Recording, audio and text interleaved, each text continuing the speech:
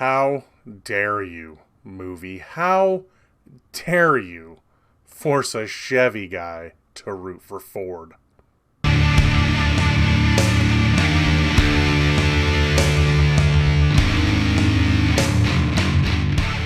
Hey everybody, what's going on? Welcome to an all-new Talkin Movies. As always, I am your host, the real Geno Reynolds, and today we're going to be talking about the based on a true story Ford v Ferrari, which is based on Ford taking on Ferrari in the 24 Hours of Le Mans in 1966. I didn't know much about this story going into it, and that's probably a good thing.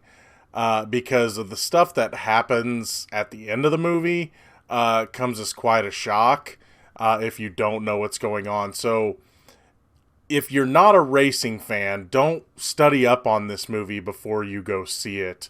I'll tell you that right now. What this movie is about, former race car driver and now car designer Carroll Shelby. He has to retire racing because of a heart condition. He is approached by Ford after Ford has a bad deal with Ferrari. They try to basically buy Ferrari, and Ferrari sells to another company, and they personally insult Henry Ford II, and Henry Ford II is a little peeved, and he wants to beat Ferrari at Le Mans. So they hire Carroll Shelby to design a car that can beat Ferrari. And Ken Miles, played by Christian Bale, is the driver that Carroll Shelby, played by Matt Damon, he wants Ken Miles to drive the car and also help to design the car, and this is the story behind that. I will say this at first. Definitely, again, don't look into this movie before you go see it, because if you read about some of what happens, you'll know how the movie ends, first of all, and I'm glad I didn't know how it was going to end. That made it better for me, because if I would have seen the end coming, I wouldn't have been as surprised. But also, there's some things that the movie leaves out, such as people that were also pivotal in building this Ford that eventually was able to compete. So they kind of put a lot of the credit on Shelby and Miles and their crew versus a lot of other people that were involved. So you feel like if you read about it after, you'll feel like the movie left some stuff out. But I would definitely say look into the movie, the story behind it, after seeing it, because it is an interesting story, but I wouldn't do it before. There's little details that were changed. In the trailer, you see Carroll Shelby driving Henry Ford II around in the car. Apparently, in real life, it was Ken Miles that did that, but the movie has a reason for Shelby doing it. Just little things like that. Corporate. I think the corporate. Ford corporate getting in the way of the race car drivers is played up in the movie for drama. There's just things like that I think if you knew going in that this wasn't true, it would kind of take away from the effect of the movie. That being said, definitely take a look at the real story after you see it, because it is interesting. And if you go to History versus Hollywood, they have a nice breakdown of the different people involved and some of the things that happened and didn't happen in real life. The performances in this movie are really good. Matt Damon, though, I do find it, I don't know why, but him wearing a cowboy hat, sometimes it worked for me, sometimes it did. I'm not saying it ruins anything, but it's just weird watching him put on a cowboy hat. I don't know. I just don't see Matt Damon wearing a cowboy hat. I kind of felt the same way when I watched True Grit, even though I thought he was really good in that too. Again, it's just a small little thing that I thought, for me, just for a moment, it's just like, wait, that's Matt Damon in a cowboy hat. I don't know why that gets to me, and it doesn't hurt the movie, but it was weird seeing. Christian Bale is really good in this as well. Both of them together are fantastic. So you're definitely getting two really good performances out of them. And again, they make a good duo. A big standout for me was John Bernthal as Lee Iacocca. I'm going to say this, and I've said this before. Okay, I know he's been the lead in some shows and everything, especially The Punisher, of course, and which is the one I really want him to get to go back to. But why is John Bernthal not a leading man right now? He does a very good job in his supporting role, but that seems to be, and I may be going off on a bit of a rant here, but that just seems to be where Hollywood seems like they have to put him in the big supporting role. He needs to be in the leading role. I want to see John Bernthal get to lead some movies soon. It's just getting kind of old to me to see. Again, I know I love it when I see him pop up in a movie for like 2 seconds. And like Wind River, for example, you didn't even hardly know he was in the movie until near the end. And just he has bit parts like that, and he's fantastic in all of them. But I want to see him leading a movie. And like not just a TV series. Again, I want to see him do The Punisher again because he was amazing in that.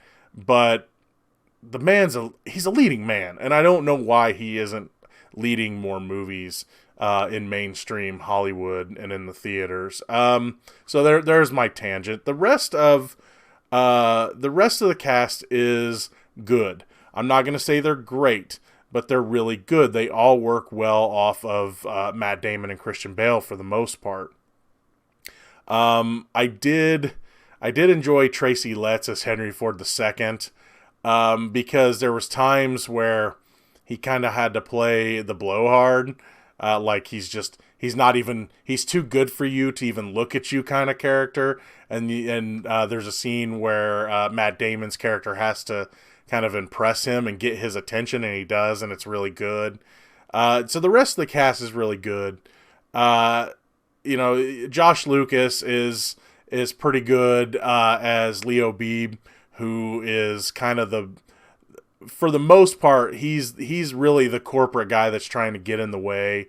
So you've got a really good supporting cast. Again, not a lot of them stand out per se, but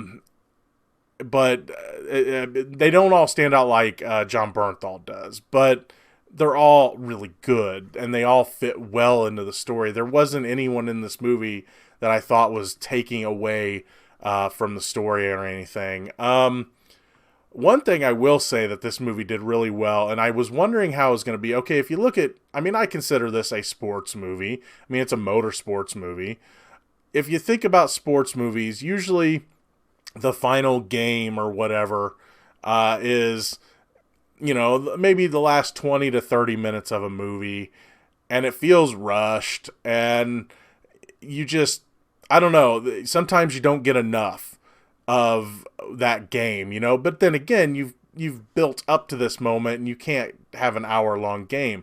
Now, okay, I don't know how long the Le Mans race was in this, but boy, do they make you feel it, and they do that on purpose because they want you to feel that this is a long and difficult race that just takes a lot of time and a lot of energy, and takes multiple men to do this, and you have to fight not only the elements, but you have to fight darkness and being tired, and they do a really good job at making you feel that.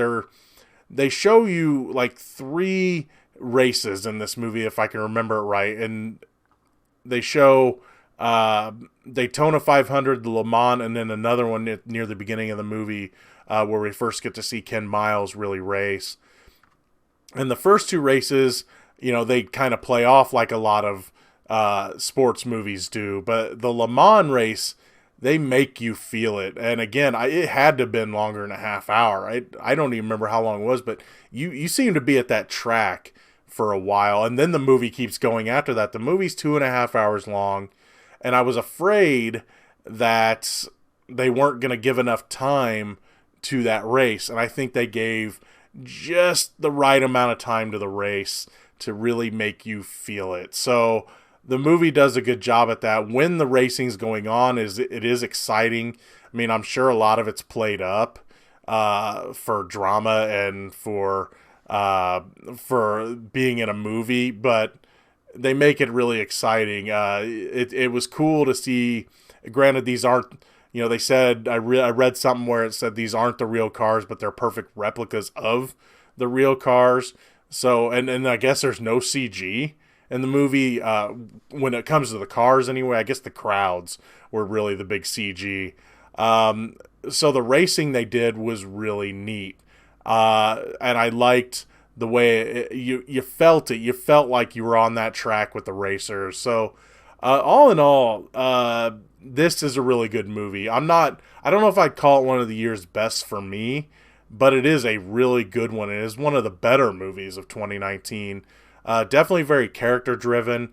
It has a very, what's the best way to put it? It's not just Ford v Ferrari. It's also the boys versus corporate as well, because a lot of it is Carroll Shelby and Ken Miles wanting their way, and they're having to fight corporate.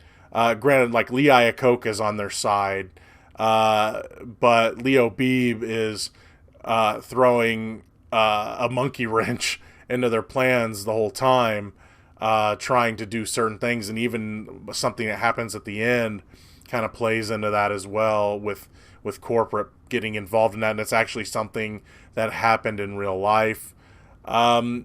So I would highly recommend this movie. Again, it is 2.5 hours long or so it does feel a bit long. That being said, it doesn't feel like it ever feels like it's dragging. It's a solid 2.5 hours where everything feels right, especially the final race, and I do, again, highly recommend this movie. That's going to be all for this edition of Talkin Movies. If you like what you've heard here, please subscribe to the Real Geno YouTube channel, like this video. If you have anything to say about Ford v Ferrari, please feel free to leave a comment in the section below. Until next time, I'm your host, the Real Geno, Geno Reynolds. See you later.